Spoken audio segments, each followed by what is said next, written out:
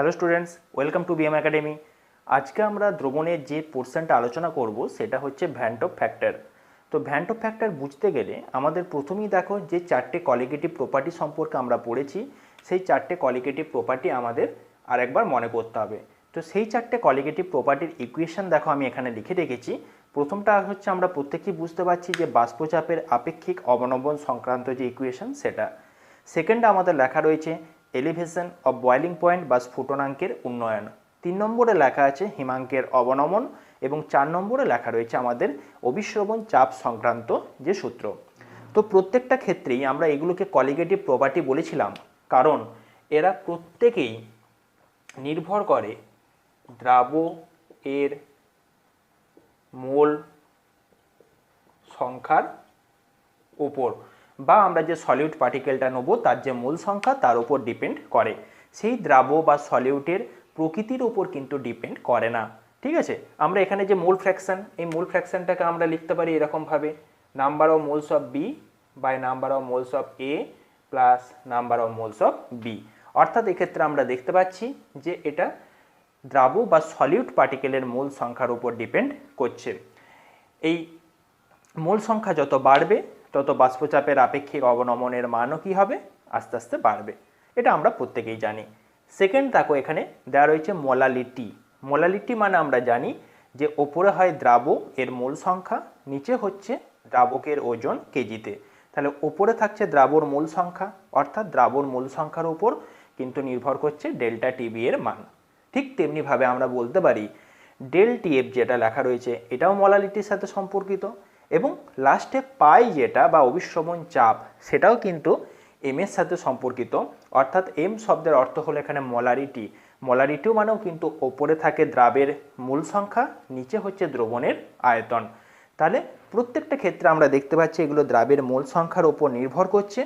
এবং সবথেকে বড় ব্যাপার যেটা, যে এখানে যে সমস্ত ইলেকট্রোলাইটগুলো ব্যবহার করা হয় বা পদার্থগুলো ব্যবহার করা হয় বা সলিউটগুলো ব্যবহার করা হয় বা দ্রাবকগুলো ব্যবহার করা হয়, প্রত্যেকটা হয় নন ইলেকট্রোলাইট। ইলেকট্রোলাইট নয়, নন ইলেকট্রোলাইট। নন ইলেকট্রোলাইট শব্দের অর্থ হলো তড়িৎ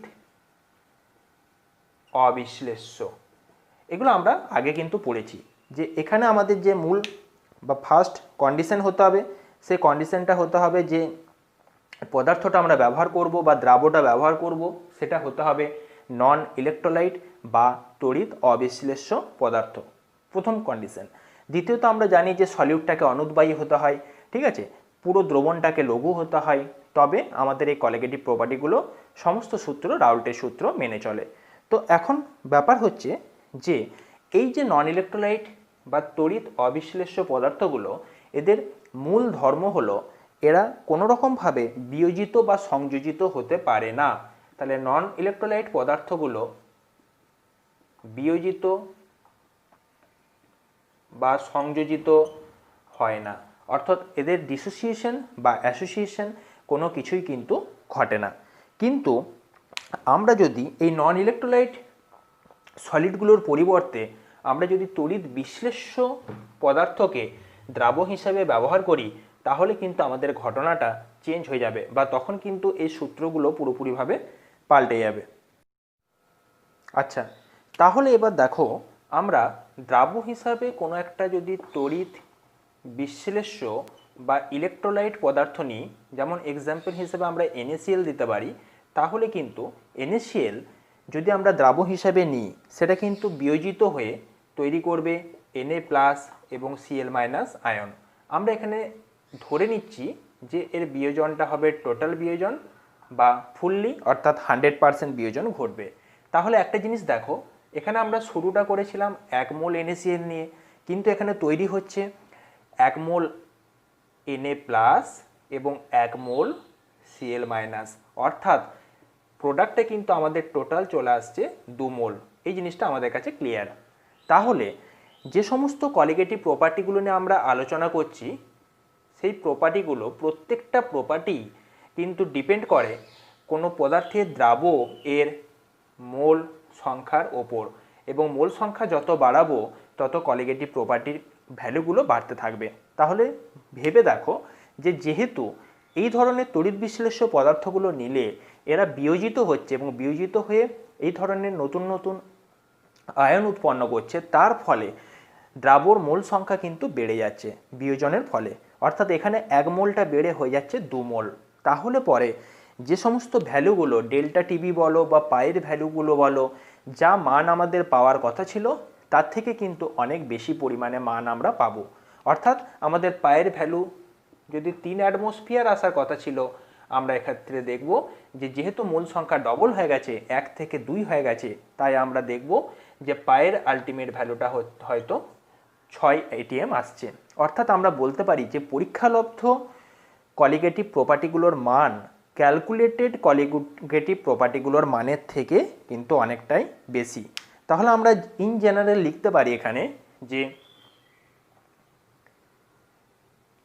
বিয়োজনের ফলে, বা আমরা আরো ভালোভাবে লিখছি, তড়িৎ বিশ্লেষ্য দ্রাব এর বিয়োজনের ফলে অবজার্ভড বা পরীক্ষালব্ধ কলিগেটিভ প্রপার্টি বা সংখ্যাগত ধর্মগুলির মান ক্যালকুলেটেড বা তাত্ত্বিক মানের থেকে অনেক বেশি হয়। ঠিক আছে, এই প্রবলেমটা কিন্তু আমরা যখন ইউরিয়া, গ্লুকোজ এদের নিয়ে কাজ করেছিলাম বা চিনি, তখন কিন্তু ছিল না, কারণ সেইগুলো ছিল প্রত্যেকটাই নন ইলেকট্রোলাইট। অর্থাৎ সেইগুলো কিন্তু এরকমভাবে আয়নে বিশ্লিষ্ট হয়নি, অর্থাৎ সেখানে বিয়োজন বা সংযোজন কোনো কিছু ঘটেনি। কিন্তু তড়িৎ বিশ্লেষ্য পদার্থগুলোর ক্ষেত্রে আমাদের কিন্তু যেহেতু বিয়োজন ঘটলো এখানে, সেই জন্য মোল সংখ্যা বেড়ে গেল। আর যেহেতু আমরা জানি কলিগেটিভ প্রপার্টিগুলো পুরোপুরিভাবে নাম্বার অফ মোলসের উপর ডিপেন্ডেন্ট, তাই যেহেতু মোল সংখ্যা এখানে বেড়ে যাচ্ছে, তাই আমাদের যে কলিগেটিভ প্রপার্টিগুলোর মান, ক্যালকুলেটেড মান, সেই ক্যালকুলেটেড বা তাত্ত্বিক যে ভ্যালু, সেখান থেকে আমরা দেখব মানটা অনেকটা বেশি হবে।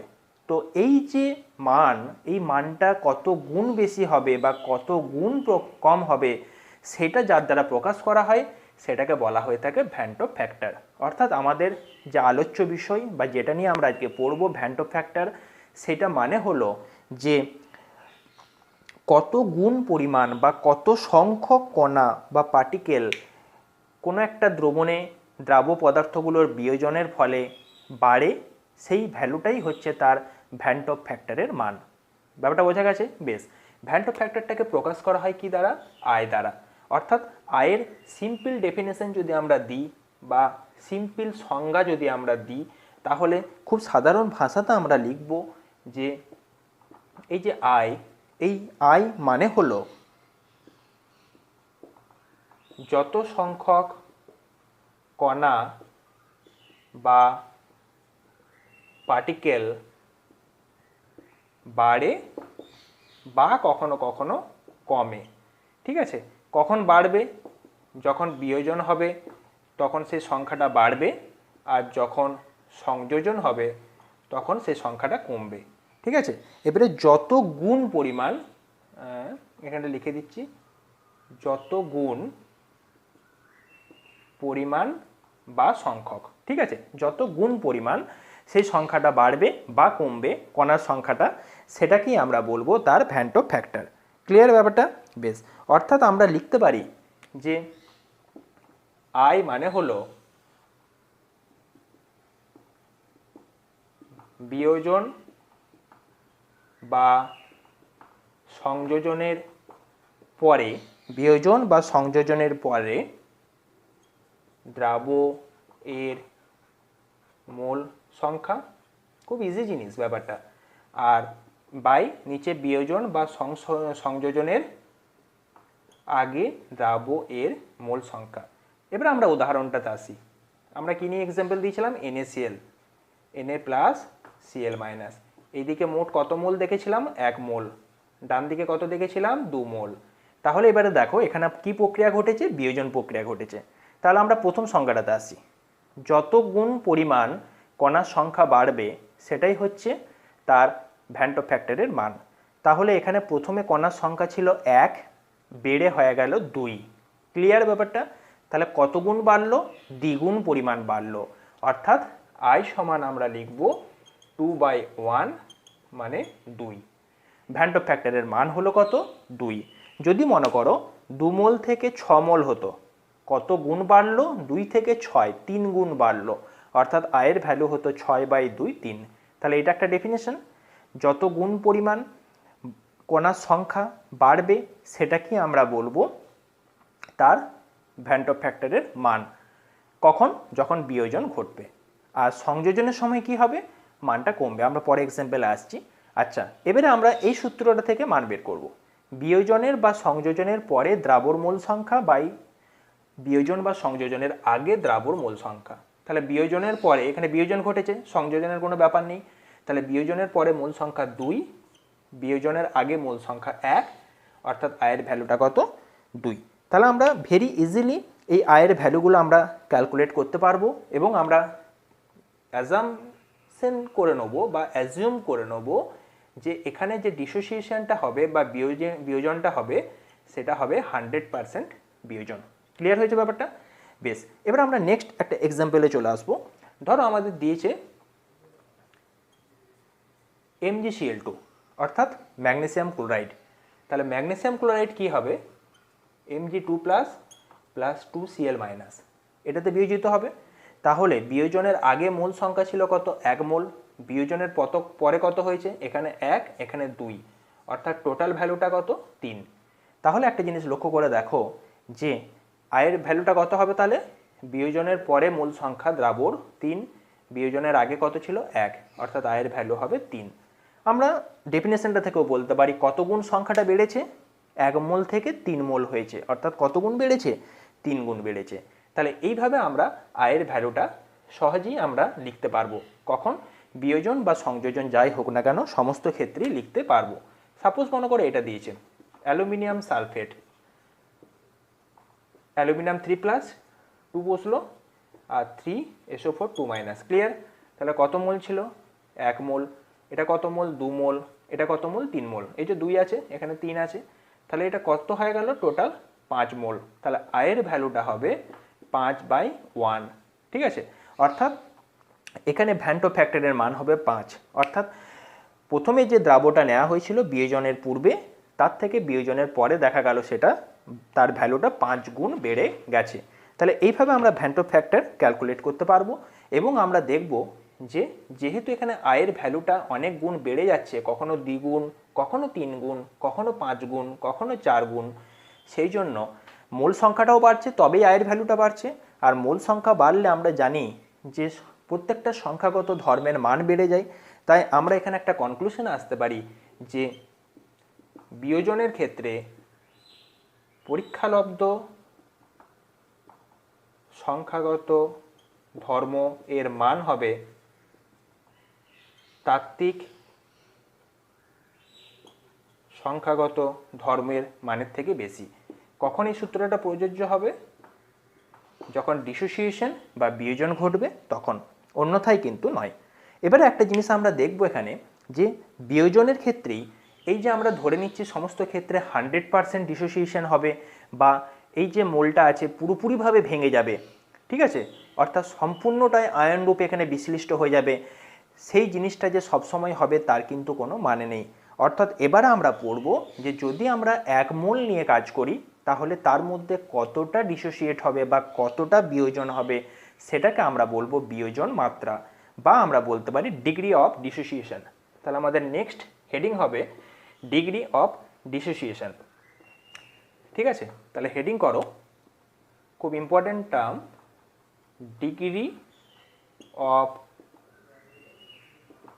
ডিসোসিয়েশন, বা এটাকে আমরা বলবো বিয়োজন মাত্রা। এবার আমরা কি করব? এই বিয়োজন মাত্রাটা কিভাবে বের করতে হয় দেখব। ডেফিনেশনটা কি দেখো, 1 মোল পরিমাণ যদি আমরা দ্রাবণ নিই তাহলে তার মধ্যে যদি আলফা মোল বিয়োজিত হয় তাহলে আমরা বলবো যে বিয়োজন মাত্রা হচ্ছে কত আলফা। ক্লিয়ার হয়েছে ব্যাপারটা? বেশ, তাহলে এই আলফার মানটা অবশ্যই একের থেকে কম হবে, কারণ পুরোপুরিভাবে যদি 1 মোল বিয়োজিত হয়ে যায় তাহলে আমাদের তো বিয়োজন মাত্রাটা 1 হয়ে যাবে। কারণ এর আগে আমরা যে সমস্ত ভ্যালুগুলো দেখলাম NaCl থেকে 100% ডিসোসিয়েশন করছিলাম, সেখানে আলফার মানটা পুরোপুরিভাবে 1 ছিল, মানে 100% ডিসোসিয়েশন, মানে 1 মোল যদি আমরা দ্রাবণী পুরো 1 মোলটাই বিয়োজিত হবে। কিন্তু এখানে কি বিয়োজন মাত্রা যখন আমরা প্রকাশ করব তখন পুরোপুরিভাবে বিয়োজিত হবে না, আলফার মানটা 100% নয়, হয়তো 60%, 70%, 80% এতটা অবধি বিয়োজিত হবে। তাহলে আমরা এখান থেকে দেখব, সাপোজ মনে করো আমাদের নেওয়া আছে NaCl, Na+, Cl-, এখানে কিন্তু আমরা ধরে নিচ্ছি 100% ডিসোসিয়েশন হচ্ছে না। এবারে তোমরা ভাবো ইনিশিয়াল মানে প্রাথমিক অবস্থাতে শুধুমাত্র NaCl রাখা আছে, কোনো Na+ বা Cl- উৎপন্ন হয়নি, তাহলে এটা আমরা লিখতে পারি যেটা 1 মোল পরিমাণ NaCl নেওয়া হয়েছে। এখন Na+ এবং Cl- এর পরিমাণটা কত? 0। ইকুইলিব্রিয়াম স্টেটে বা আমরা বলতে পারি সাম্যাবস্থায় ঘটনাটা কি ঘটবে, এখান থেকে আলফা মোল বিয়োজিত হয়ে চলে যাবে। তাহলে আলফা মোল যদি একের থেকে বিয়োজিত হয়ে যায় তাহলে তারপরে কত পড়ে থাকবে? 1 মাইনাস আলফা। ক্লিয়ার হয়েছে ব্যাপারটা? বেশ, দেখো ছিল 1 মোল, এখান থেকে আলফা মোল বিয়োজিত হয়েছে, অর্থাৎ রয়েছে কত? 1 মাইনাস আলফা। অর্থাৎ এটা যদি 100% ধরে নিই আমরা, 30% বিয়োজিত হয়েছে, তাহলে রয়েছে কত? 100 মাইনাস 30%, অর্থাৎ 70%। তাহলে সেই 70%টা নিশ্চয়ই Na+ এবং Cl- উৎপন্ন হয়েছে, কারণ এখানে আমরা আরেকটা জিনিস দেখতে পাচ্ছি যে 1 মোল NaCl থেকে 1 মোল Na+ তৈরি হয় এবং 1 মোল Cl- তৈরি হয়। তাই এখানে যদি আলফা মোল বিয়োজন ঘটে তাহলে Na+ উৎপন্ন হবে, এখানে আলফা, এখানে আলফা। ক্লিয়ার ব্যাপারটা? বেশ, তাহলে একটা জিনিস লক্ষ্য করো, আমরা যদি এবারে আয়ের ভ্যালু বের করি তাহলে হচ্ছে বিয়োজনের পরে যে পরিমাণ, ঠিক আছে, বিয়োজনের পরে যে পরিমাণ আমাদের দ্রাবর কণাগুলো থাকবে সেইটা, বা দ্রাবর যে মূল সংখ্যা সেইটা, বাই হচ্ছে বিয়োজনের আগে যে দ্রাবের মূল সংখ্যা সেইটা। তাহলে আমরা নিচটাকে ক্লিয়ার করে নিই। বিয়োজনের পূর্বে দ্রাব কত পরিমাণ আছে? 1 মোল। তাহলে নিচটা হচ্ছে টোটালটা কত? 1। এবার আমরা ওপরটা দেখব। যখন আমরা ওপরের এই সাম্যাবস্থার কথা ভাবছি, লক্ষ্য করে দেখো এখানে যেমন Na+ আছে, যেমন Cl- আছে, তেমন কিন্তু এর মধ্যে NaClও বর্তমান আছে। কারণ আমাদের এখানে 100% কিন্তু NaCl এখনও তৈরি হয়নি যে এর পরিমাণটা 0 হয়ে যাবে, শুধুমাত্র এর পরিমাণটা ক্যালকুলেট করলেই হবে। ভালো করে বোঝার চেষ্টা করো। সেই জন্য কি, যদি 100% কমপ্লিট হয়ে যেত তাহলে আলফার মানটা 1 হয়ে যেত এবং এর মানটা হয়ে যেত 0, তাহলে এটা পুরোপুরিভাবে 0 করে দিতাম, এটা 1 মোল, এটা 1 মোল তৈরি হয়ে যেত। কিন্তু এখানে তো 100% কমপ্লিট হয়নি, এটা 40% হতে পারে, 50 হতে পারে, 60 হতে পারে। সেই জন্য আমাদের বিয়োজনের পরে বা ঠিক এই অবস্থাতে আমাদের যে দ্রাবের মূল সংখ্যা হবে সেটা হবে Na+, এর জন্য আলফা, Cl- এর জন্য আলফা, আর NaCl এর জন্য 1 মাইনাস আলফা। অর্থাৎ এর ভ্যালুটা আমাদের দাঁড়াবে 1 প্লাস আলফা। ক্লিয়ার হয়েছে ব্যাপারটা? বেশ, যদি আমাদের ডিসোসিয়েশন পুরোপুরিভাবে কমপ্লিট হয়ে যায়, অর্থাৎ আমরা যদি এখানে 100% ডিসোসিয়েশনের কথা ভাবি, 100% বিয়োজন, তাহলে কি হবে? যখন 100% বিয়োজন হয়ে যাবে তখন আলফার মানটা হয়ে যাবে 1, তখন আয়ের ভ্যালুটা হয়ে যাবে কত? 2। দেখো এর কিছুক্ষণ আগেই তোমাদের খাতাতে আশা করি নোট করে রেখেছো, দেখো আমরা আয়ের ভ্যালু 2 বের করছিলাম যখন 100% ডিসোসিয়েশন হচ্ছিল। অর্থাৎ সেক্ষেত্রে কি হচ্ছিল, 1 মোল NaCl থেকে আমাদের 1 মোল Na+ এবং 1 মোল Cl- উৎপন্ন হচ্ছিল। তাহলে টোটাল আমাদের যে বিয়োজনের পরে শুধুমাত্র যে দ্রাব কণাগুলো থাকছিল সেগুলো থাকছিল Na+ এবং Cl- এবং তাদের যে মূল সংখ্যা সেটা হচ্ছিল 1 + 1 মানে 2, আর এইটার পরিমাণটা কত থাকছিল? 1, সেই জন্য আমরা 2/1 সমান আমরা 2 করছিলাম। তাহলে এখানেও দেখো আমাদের এই আলফার ভ্যালুটা যদি এখানে 1 বসাই তাহলে 1 + 1 সমান 2 চলে আসছে। ক্লিয়ার হয়েছে ব্যাপারটা? বেশ, কিন্তু যদি আমরা ইকুইলিব্রিয়াম স্টেটে নিই, অর্থাৎ এই আলফাকে ধরে নিই, তাহলে আমাদের আয়ের মানটা আসবে কত? 1 প্লাস আলফা।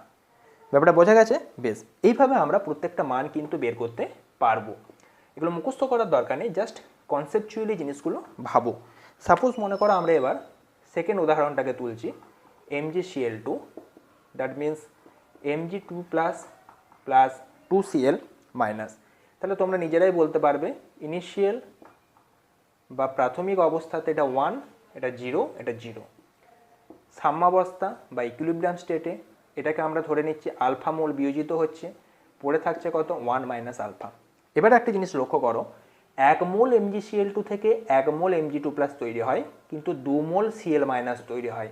তার মানে আলফা মোল যদি এখানে বিয়োজিত হয় তাহলে পরে এখানে আলফা মোল Mg2 প্লাস তৈরি হবে এবং 2 আলফা মোল Cl মাইনাস তৈরি হবে।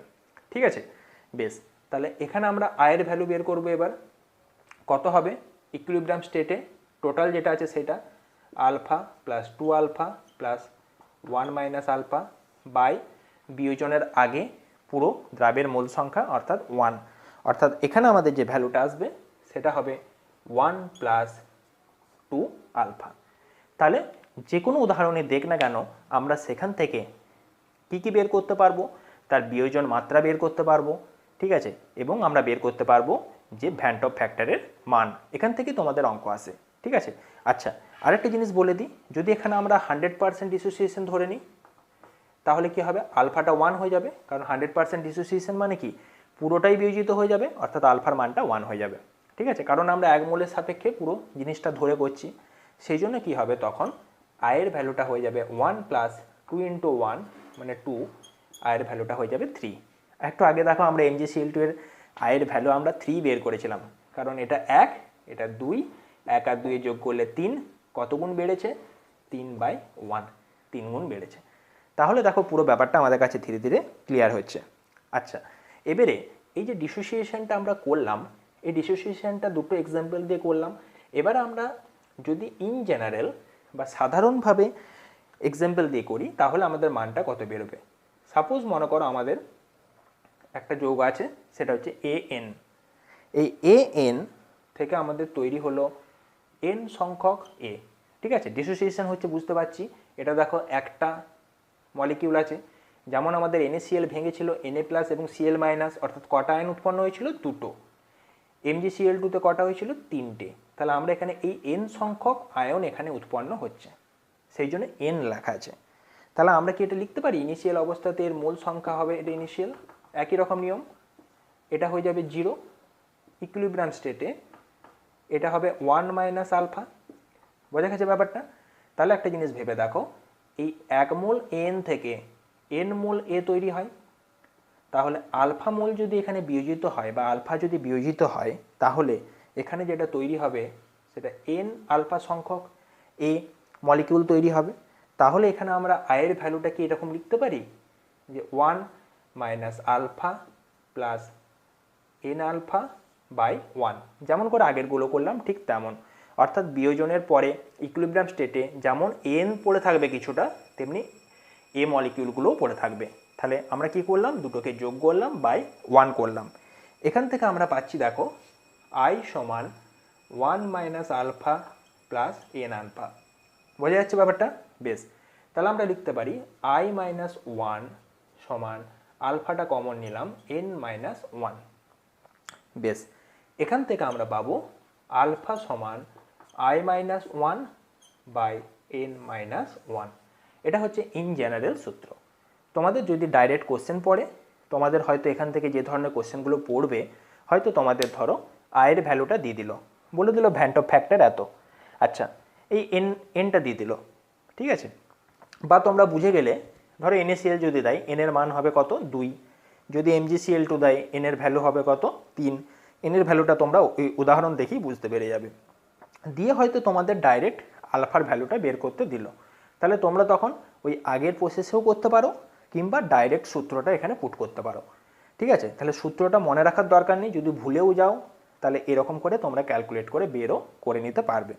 তাহলে এই পুরো প্রসেসটা হলো আমাদের ডিগ্রি অফ ডিসোসিয়েশন বা বিয়োজন সংক্রান্ত। এবার আমরা একই ধরনের ঘটনা দেখব অ্যাসোসিয়েশনের ক্ষেত্রে। ঠিক আছে, তারপরে পরের ভিডিওতে আমরা এগুলো সম্পর্কে অনেকগুলোই ম্যাথামেটিক্যাল প্রবলেম করব এবং সেই ম্যাথামেটিক্যাল প্রবলেমগুলো সম্পর্কে ধীরে ধীরে আলোচনা করব। তাহলে নেক্সট হেডিং করে এবার ডিগ্রি অফ অ্যাসোসিয়েশন, বা এটাকে আমরা বলবো সংযোজন মাত্রা, মানে বিয়োজনের ঠিক উল্টো। অর্থাৎ সাপোজ মনে করো দুটো অ্যাসিটিক অ্যাসিডের মৌল আমরা নিয়েছি, ঠিক আছে, এগুলো কি হবে 100% অ্যাসোসিয়েশন হবে, এখানে তো বিয়োজনের কোনো ব্যাপার নেই, এখানে সংযোজন, অর্থাৎ কি হবে এই দুটো CH3COH একে অপরের সাথে যুক্ত হবে, দিয়ে কি তৈরি করবে CH3 C ডবল বন্ড ও H, এখানে C আছে ও H ডবল বন্ড ও CH3, এই OH এবং এই OH এর মধ্যে তৈরি হবে হাইড্রোজেন বন্ডিং, ঠিক আছে, এগুলো আমরা অলরেডি এরকম অনেক কিছু আগে ক্লাস 11-এ পড়েছি। আচ্ছা, হাইড্রোজেন বন্ডিং এবং এটাকে বলা হয়ে থাকে ডাইমারাইজেশন। ক্লিয়ার ব্যাপারটা? বেশ, তাহলে এখান থেকে একটা জিনিস লক্ষ্য করে দেখো, এটা ছিল কত মোল? 2 মোল, এই যে দুটো নেওয়া হয়েছে, হয়ে গেল কটা? একটা। তাহলে আয়ের ভ্যালু কি আমরা বলতে পারি যে 1/2? আগেরটাতে কি হচ্ছিল, একটা থেকে দুটো হচ্ছিল, সেই জন্য 2/1 করছিলাম, এখানে কি হয়ে গেল 1/2, অর্থাৎ সংযোজনের পরে দ্রাবকণার মোল সংখ্যা 1 বাই সংযোজনের পূর্বে মোল সংখ্যা কত? 2। ক্লিয়ার হয়েছে ব্যাপারটা? বেশ, তাহলে এখানে আমরা পাশাপাশি এটাও লিখতে পারি যে এক্ষেত্রে অবজার্ভড, ঠিক আগের মতো, বা পরীক্ষালব্ধ সংখ্যাগত ধর্মগুলোর মান কি হবে? তাত্ত্বিক বা ক্যালকুলেটেড সংখ্যাগত ধর্ম এর মান এর থেকে কম হবে, ঠিক আছে, কারণ কি? কারণ এখানে মূল সংখ্যা কমে যাচ্ছে, 2 থেকে 1 হয়ে যাচ্ছে, আয়ের ভ্যালুটা কমে গেছে, সেই জন্য কি হচ্ছে অবজার্ভ যেটা বা পরীক্ষালব্ধ সংখ্যাগত মান, ঠিক আছে, ধর্মগুলোর মান, সেটা স্ফুটনাঙ্কের উন্নয়ন বলো বা হিমাঙ্কের অবনমন বলো, যা কিছু বলো না কেন, সমস্ত কিছু কি হবে? কমে যাবে। আচ্ছা, তো এই যে এক্সাম্পলটা আমরা দেখলাম, এটা ঠিক 100% অ্যাসোসিয়েশন হলে তবেই, অর্থাৎ এক্ষেত্রে আলফা সমান 1 হলে তবেই, কিন্তু আমরা বের করবো এবারে ডিগ্রি অফ অ্যাসোসিয়েশন বা সংযোজন মাত্রা। সেক্ষেত্রে আমরা দেখব যে ঠিক আগের মতো 1 মোল দ্রাব এর মধ্যে আলফা মোল, ঠিক আছে, যদি সংযোজিত হয়,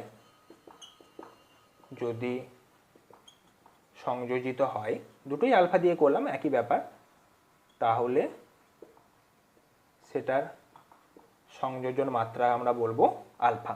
তাহলে সংযোজন মাত্রা আলফা মানে কি? যদি 1 মোল দ্রাব যদি থাকে, তার মধ্যে যদি আলফা মোল সংযোজিত হয়, তাহলে সেটাকে আমরা বলবো সংযোজন মাত্রা আলফা। তাহলে একটা এক্সাম্পল দেখা যাক এবার, আমাদের তো এক্সাম্পল রেডি, CH3COH, এখান থেকে আমরা দেখেছি এটা ডাইমারাইজেশন হয় এবং এটা CH3COH হোল 2 হয়ে যায়। তাহলে তোমরা নিজেরাই করতে পারবে, ইনিশিয়াল অবস্থাতে এটা কত মোল ছিল? 2 মোল, এটা কত? 0। ক্লিয়ার ব্যাপারটা? বেশ, এবারে 2 মোলের জায়গাতে আমাদের হিসেবে সুবিধার্থে 1 মোল নিলাম, কারণ আমরা যেহেতু ভ্যালুটা 1 মোলের জন্য বের করছি, নিতেই পারি 1 মোল, কোনো ব্যাপার নেই, এখানে 2 থাকলে বা অসুবিধার কিছু নেই। সেই অনুযায়ী আমরা পরের স্টেপটা করব। ইকুইলিব্রিয়াম স্টেটে আমরা ধরে নিচ্ছি আলফা মোল বিয়োজিত হচ্ছে, তাহলে আমরা এটা লিখলাম 1 মাইনাস আলফা। তাহলে কতটা এই প্রোডাক্টটা তৈরি হবে? এবারে ভেবে দেখো, 1 মোল CH3COH নিয়েছি, আচ্ছা 2 মোল CH3COH থেকে 1 মোল এই প্রোডাক্টটা তৈরি হয়, তাহলে 2 মোল থেকে এটা 1 মোল তৈরি হয়, তাহলে 1 মোল থেকে এটা হাফ তৈরি হবে। ক্লিয়ার ব্যাপারটা? বেশ, তাহলে আলফা যদি এখানে বিয়োজিত হয় আলফা মোল, তাহলে এখানে কিন্তু α/2 পরিমাণ CH3COH হোল 2 তৈরি হবে। তাহলে আমরা এখানে লিখতে পারবো এটাকে α/2, এই কনসেপ্টটা ক্লিয়ার রাখতে হবে। আচ্ছা, আমরা যদি এটাকে আলফা রাখতাম, তাহলে এটাকে 2 দিয়ে গুণ করতে হতো, মানে আমরা যদি এটা 2 মোল নিতাম আর কি, তাহলে এটাকে 2 দিয়ে গুণ করতে হতো, কিন্তু আমাদের নর্মাল নিয়ম অনুযায়ী এটাকে 1 মোল রাখলাম, যেহেতু 1 মোল নিয়ে কাজ করছি, ওখান থেকে আলফা মোল বিয়োজিত হলো, কিন্তু তাহলে এখানে আমরা আলফা মোল প্রোডাক্ট কিন্তু পাবো না, আমরা পাবো α/2। কেন α/2 পাবো? কারণ এখানে 2 মোল থেকে 1 মোল তৈরি হয়, তাই আলফা থেকে তৈরি হবে α/2। এবার আমরা নিয়ম অনুযায়ী আলফার ভ্যালু বের করব, 1 মাইনাস আলফা প্লাস α/2, নিচটা কত? 1, তাহলে আমরা এটা পেয়ে গেলাম 1 মাইনাস α/2 বাই 1। এটা আমাদের কাছে কিন্তু ক্লিয়ার হলো, ঠিক আছে, বা আমরা এটাকে আরও ভালোভাবে লিখতে পারি যে 1 মাইনাস α/2, ঠিক আছে। বেশ, তাহলে আমাদের কাছে এই প্রোডাক্টটা আমরা পেলাম যে এটার ভ্যালু হচ্ছে কত? 1 মাইনাস α/2। এবার একটা জিনিস লক্ষ্য করো যে যদি আমরা 100% ডিসোসিয়েশন ধরি তাহলে আলফার ভ্যালুটা কত হয়ে যাবে, 1 হয়ে যাবে। তখন কি হবে ভ্যালুটা, আয়ের ভ্যালুটা 1 মাইনাস 1/2, তার মানে কত, হাফ। ক্লিয়ার ব্যাপারটা? বেশ, তাহলে দেখো আমরা একটু আগেও 100% ডিসোসিয়েশন করে 1/2 মানে হাফ ধরছিলাম, আমাদের এখানে 100% ডিসোসিয়েশনে এই ভ্যালু থেকেও আমরা মানটা পেয়ে গেলাম হাফ। কিন্তু এরকম কোনো উদাহরণ নয়, ঠিক যেমনভাবে আমরা এ দিয়ে আগে একটা জেনারেল উদাহরণ দেখলাম, এখানেও ঠিক তেমনিভাবে একটা জেনারেল উদাহরণ দেখব। সাপোজ মনে করো এন সংখ্যক এ ছিল, সেখান থেকে তৈরি হয়েছে এ এন। ক্লিয়ার ব্যাপারটা? বেশ, যেমন আমাদের অ্যাসিটিক অ্যাসিডের উদাহরণটা দেখলাম, তাহলে এটাকে আমরা ধরে নিচ্ছি 1, এটাকে ধরে নিচ্ছি 0 মোল। আচ্ছা, এটা হচ্ছে ইনিশিয়াল অবস্থা। ইকুইলিব্রিয়ামে কি হবে, এটা 1 মাইনাস আলফা ধরে নেব। তাহলে এন মোল থেকে যদি 1 মোল তৈরি হয়, তাহলে আলফা মোল থেকে তৈরি হবে আলফা বাই এন। এটা কিন্তু আমাদের কাছে ক্লিয়ার। দেখো, এন মোল থেকে তৈরি হয় 1 মোল, 1 মোল থেকে তৈরি হবে 1/n, আর আলফা থেকে তৈরি হবে আলফা বাই এন। তাহলে এখানে যদি আলফা মোল বিয়োজিত হয়, এই সংযোজিত হয়, তাহলে এখানে তৈরি হবে আলফা বাই এন। এবার আমরা ভ্যালুটা বের করব আয়ের, 1 minus alpha plus alpha by N by হচ্ছে 1। ঠিক আছে, এখান থেকে আমরা আলফা সমান পাবো, উপরে থাকবে I minus 1 by 1/n minus 1। আগেরটাতে আমরা পেয়েছিলাম I minus 1 by N minus 1, এখানে আমরা এনের জায়গাতে 1/n পেলাম। এটা কার ক্ষেত্রে, ডিগ্রি অফ অ্যাসোসিয়েশনের ক্ষেত্রে। তাহলে তোমাদের যদি কোশ্চেনে সংযোজন মাত্রা দিয়ে কোশ্চেন দেয় বা বলে দেয় সংযোজন মাত্রা ভ্যালু, তাহলে তোমরা আলফার মান পুট করবে, এনের ভ্যালুটা তোমরা দেখেই বুঝতে পেরে যাবে বা দিয়েও দেবে, সেখান থেকে হয়তো আয়ের ভ্যালুটা বের করতে বলবে, বা কখনো কখনো আলফা দিয়ে দেবে, এন দিয়ে দেবে, আয় বের করতে বলবে। অর্থাৎ এই তিনটে ভ্যালুর মধ্যে যে কোনো দুটো ভ্যালু তোমাদের কাছে দিয়ে দেবে বা হিন্টস দেওয়া থাকবে, সেখান থেকে একটা বের করতে বলবে এবং সেই অনুযায়ী আমাদের কাজ করতে হবে। তাহলে ভ্যান্টো ফ্যাক্টর আমাদের পড়ার উপযোগিতাটা কি? ভ্যান্টো ফ্যাক্টর আমরা এই কারণে পড়ছি যাতে করে আমাদের যে সমস্ত ক্যালকুলেটেড কোয়ালিটেটিভ প্রপার্টিগুলো পড়েছি সেগুলো যেন ভুল না হয়, সেই জন্য আমাদের ভ্যান্টো ফ্যাক্টর পড়ে নেওয়া। ঠিক আছে, যেমন আমাদের যদি দ্রাব্য হিসাবে কখনো কখনো তড়িৎ বিশ্লেষ্য পদার্থগুলোকে দিয়ে দেয়, যেমন আমরা কাজ করলাম NaCl, CH3COH বা মনে করে MgCl2, তাহলে আমাদের যেন কোনো প্রবলেম না হয়। তাহলে সেগুলোর জন্য সমাধান কি? সমাধান একটাই, ভ্যান্টো ফ্যাক্টর আই। অর্থাৎ ভ্যান্টো ফ্যাক্টর দিয়ে আমরা যদি ভ্যালুগুলোকে সব যোগ করে দিই, এই গুণ করে দিই, তাহলে কিন্তু আমরা প্রত্যেকটা ভ্যালু পেয়ে যাব। তাহলে এই যে ভ্যান্টো ফ্যাক্টর, এটা সমান দেখো আমরা লিখতেই পারি যে পরীক্ষালব্ধ সংখ্যাগত ধর্মগুলোর মান বাই তাত্ত্বিক সংখ্যাগত ধর্মগুলোর মান। অর্থাৎ আমাদের যে অবজার্ভড সংখ্যাগত ধর্মগুলো বা পরীক্ষালব্ধ, সেইগুলোর ভ্যালু যখন আমরা বের করব, এই তাত্ত্বিক ভ্যালুর সাথে আয়ের মানটাকে গুণ করে দিলেই আমাদের পুরোপুরি ভ্যালু বেরিয়ে যাবে। দেখো হিসাব মতো সেটাই আসছে। তাত্ত্বিক ভ্যালুর সাথে যদি আমাদের বিয়োজন হয়, তাহলে আমরা দেখেছি আয়ের মানটা বাড়ে, তাহলে সেই আয়ের মানটাকে আমরা গুণ করে দেবো। ঠিক আছে, তাহলে আমাদের কি হবে, পরীক্ষালব্ধ মান পেয়ে যাব। আবার সংযোজনের ক্ষেত্রে আয়ের মানটা কমে যাবে। ঠিক আছে, 1-এর 2, 1-এর 3 এরকম হবে, সেটাকে গুণ করব, পরীক্ষালব্ধ মান পেয়ে যাব, তাহলে আমাদের কোনো রকম প্রবলেম আসবে না। তাহলে এখন থেকে আমরা সূত্রগুলোকে লিখব, P0A minus PA by P0A সমান mole fraction of B into van't factor. Next, delta TB সমান KB ইন্টু M যেমন ছিল তেমন into van't factor. Delta TF সমান KF into M into van't factor. Pi সমান M into R into T into van't factor. সমস্ত ক্ষেত্রে আমরা ভ্যান্টো factor দিয়ে মানগুলোকে গুণ করব। এবারে যদি তড়িৎ বিশ্লেষ্য দ্রবণ না হয়, এগুলো যদি নন ইলেকট্রোলাইট হয়, তাহলে আমরা জানি সেক্ষেত্রে সংযোজন বা বিয়োজন কিছুই হয় না, তখন এই আয়ের ভ্যালুটা হয়ে যাবে কত, 1। অর্থাৎ তখন আমরা প্রথম দিকে যে সূত্রগুলো পড়েছিলাম আই ছাড়া, তখন আয়ের ভ্যালুটা যদি 1 হয়, তাহলে দেখো প্রথম দিকে সূত্রগুলোই ফিরে আসছে। অর্থাৎ তখন তাত্ত্বিক ভ্যালু আর পরীক্ষালব্ধ ভ্যালু একই হবে। কিন্তু যদি আমাদের সংযোজন বা বিয়োজন ঘটে, তাহলে আমরা কি করব, ভ্যান্টো ফ্যাক্টরটি বের করে নেব। অর্থাৎ যদি আমাদের NaCl এর ক্ষেত্রে বের করতে বলে, NaCl এর ক্ষেত্রে যদি বিয়োজন দেয়, আমরা খুব ভালো করেই জানি আয়ের ভ্যালুটা কত হবে, 2 হবে 100% বিয়োজনের ক্ষেত্রে। আর যদি 100% বিয়োজন না হয়, তাহলেও আমরা কি করব, আলফা থ্রু দিয়ে আয়ের ভ্যালুটাকে বের করে নেব। তখন আলফার মানটা দিয়ে দেবে আমাদের, তার থ্রু দিয়ে আয়ের মানটা বের করব, এখানে পুট করব, অ্যান্সার বেরিয়ে যাবে। ক্লিয়ার?